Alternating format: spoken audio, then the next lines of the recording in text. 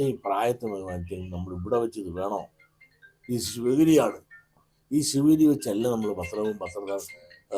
കാര്യക്കാണതും സംവാദം നടത്തേണ്ടത് എന്ന് പറഞ്ഞപ്പോൾ അതിനോട് 90% ഉള്ള ആളുകളെല്ലാം സഹകരിച്ച് അവർ വളരെ ശാന്തവും മൈൽഡായിട്ട് ചില ചോദ്യങ്ങളൊക്കെ ചോദിച്ചുള്ളത് ഈ വശത്ത് നിന്ന ആളുകളാണ്.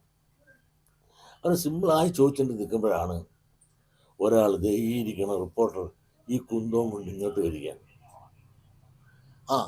കാരണം ഒരാൾ എനിക്ക് സംസാരത്തിലിരിക്കല്ല ഞാൻ. ഈ സംസാരത്തിലിരിക്കുമ്പോൾ ആ സംസാരത്തിനെല്ലാം തടസ്സപ്പെടുത്തിക്കൊണ്ട് ഈ റിപ്പോർട്ടർ ചാനലുകാരൻ ആ ചാനലിൻ്റെ ഈ വടിയും പിടിച്ച് എൻ്റെ നേരെ ഇങ്ങോട്ട് വരികയാണ്. UDF ഗവൺമെൻറ് കാലത്തൊന്നും തന്നില്ല എന്ന് പറയുമ്പോൾ LDF കാലത്ത് എന്ത് തന്നു? ഞാൻ പറഞ്ഞു ഇതിവിടെ സമ്മതിക്കേണ്ട വിഷയമല്ല. നിങ്ങളൊന്ന് മനസ്സിലാക്കണം.